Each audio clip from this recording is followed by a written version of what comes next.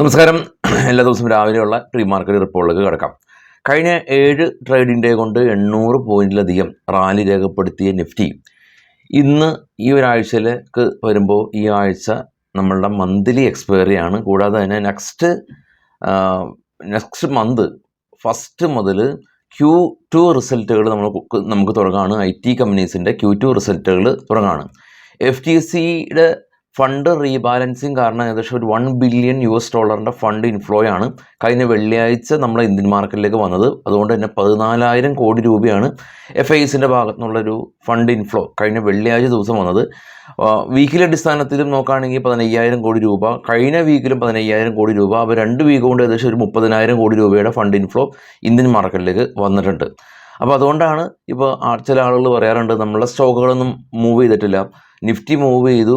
അതിൻ്റെ ഒരു പ്രത്യേകത എന്ന് വെച്ചാൽ ഇൻഡെക്സ് ഹെവി വെയിറ്റ് ഉള്ള സ്റ്റോക്കുകൾ HDFC എസ്പെഷ്യലി കഴിഞ്ഞ ആ ഒരു സമയത്ത് കുറച്ച് IT കമ്പനീസും HDFC ഉൾപ്പെടെയുള്ള കമ്പനീസിലും നല്ല രീതിയിലുള്ള ബൈയിങ് കണ്ടിട്ടുണ്ട്. നേരെ സൂചിപ്പിച്ച പോലെ തന്നെ ഈ ഒരാഴ്ച മന്ത്ലി എക്സ്പയറി ആണ്. കൂടാതെ തന്നെ Q2 റിസൾട്ടുകൾ കാത്തിരിക്കുന്ന ഒരാഴ്ചയാണ്. എനിവേ നമ്മുടെ മാർക്കറ്റ് കഴിഞ്ഞ വെള്ളിയാഴ്ച ക്ലോസ് ചെയ്തതിന് ശേഷം യൂറോപ്യൻ മാർക്കറ്റ് നെഗറ്റീവായിരുന്നു, US മാർക്കറ്റ് മിക്സഡ് ആയിരുന്നു. ഇപ്പോൾ ട്രേഡ് ചെയ്യുന്ന ഏഷ്യൻ മാർക്കറ്റ് മിക്സഡ് ആണ്. ഇനി നമുക്ക് ഗ്ലോബൽ മാർക്കറ്റ് ഒന്ന് നോക്കാം. ഗ്ലോബൽ മാർക്കറ്റിൽ ഏറ്റവും താഴെ കാണാം നാസ്ഡാക്ക് റെഡിൽ അടച്ചു, ഡോ ഫ്ലാറ്റ് ആയിരുന്നു. അതിന് മുകളിൽ നിന്ന് 3 European market, German, UK, France മാർക്കറ്റുകൾ റെഡിൽ അടച്ചു. ഇപ്പോൾ ട്രേഡ് ചെയ്യുന്ന ഏഷ്യൻ മാർക്കറ്റ് പൊതുവേ ഒരു ഡയറക്ഷനൊന്നും കാണിച്ചു തരുന്നില്ല. നിഫ്റ്റിയും ഒരു ഫ്ലാറ്റായ രീതിയിലാണ് നിൽക്കുന്നത്. ഇന്ന് നമുക്ക് ബാങ്ക് എക്സിൻ്റെ എക്സ്പയറി ആണ്. Spot 60,955, major resistance zone 61,500, 62,000, major support zone 60,500, 60,000 ആണ് നിലനിൽക്കുന്നത്. നമുക്ക് കുറച്ച് സ്റ്റോക്കുകളുടെ വാർത്തകളിലേക്ക് വേഗം നോക്കുകയാണെങ്കിൽ ആദ്യം HDFC ബാങ്കായിട്ട് ഉള്ള ന്യൂസാണ്. അവരുടെ IPO HDB ഫിനാൻസിൻ്റെ IPO അപ്രൂവ് ആയിട്ടുണ്ട്. 2,500 കോടി രൂപയുടെ IPO അപ്രൂവ് ആയി. ഡോക്ടർ റെഡ്ഡിയായിട്ട് ബന്ധപ്പെട്ടുള്ള ന്യൂസ് ഉള്ളത്, ഡോക്ടർ റെഡ്ഡിയുടെ ഒരു പ്ലാന്റിൽ US drug control authority inspection നടത്തി. ഇൻസ്പെക്ഷനിൽ 0 ഒബ്സർവേഷനാണ് റേസ് ചെയ്തിട്ടുള്ളൂ എന്നുള്ള ഒരു കാര്യമുണ്ട്. ഒബ്സർവേഷൻ റേസ് ചെയ്യുക എന്ന് പറയുന്നതാണ് ഫാർമ കമ്പനീസിനെ സംബന്ധിച്ച് ഒരു കൺസേൺ. ഒരു ഒബ്സർവേഷൻ ഇല്ല എന്ന് പറയുമ്പോൾ കൺസേൺ ഇല്ല എന്നാണ് അർത്ഥമാക്കേണ്ടത്.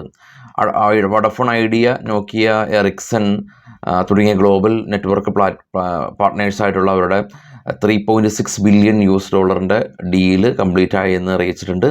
ടാറ്റ സ്റ്റീൽ അവരുടെ പുതിയ ഒരു ഫർണസ് പ്ലാന്റ് ഒഡീഷയിൽ അവർ ഇനാഗ്രേറ്റ് ചെയ്തു. KC ഇൻ്റർനാഷണൽ 1,000 കോടി രൂപയുടെ ഓർഡർ ലഭിച്ചിട്ടുണ്ട്.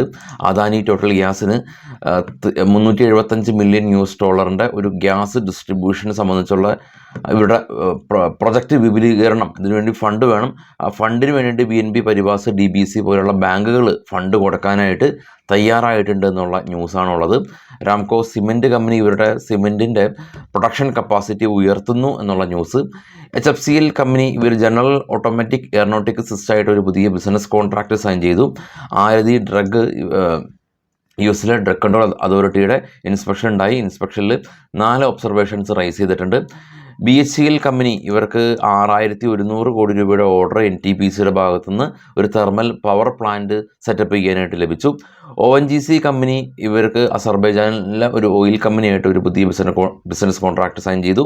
matrimony.com മാട്രിമോണി വെബ്സൈറ്റാണ് എങ്കിലും ഇവർക്ക് ഒരു പാരലൽ ബിസിനസ് ഇവർ തുടങ്ങി. ജോബ് സീക്ക് ചെയ്യുന്ന ആപ്പ് ഇവർ ലോഞ്ച് ചെയ്തു എന്നുള്ളതാണ് ഇപ്പോഴുള്ള ന്യൂസ്. സമയക്കുറവുകൊണ്ട് കുറച്ച് എലാബറേറ്റ് ചെയ്തൊന്നും പറയുന്നില്ല. സ്ട്രൈറ്റ് അവേ പോയിന്റുകളെല്ലാം തന്നെ നമ്മൾ ഡിസ്കസ് ചെയ്തിട്ടുണ്ട്. വിശദമായിട്ട് വൈകിട്ട് 7 മണിക്ക് എത്താം. Thank you all.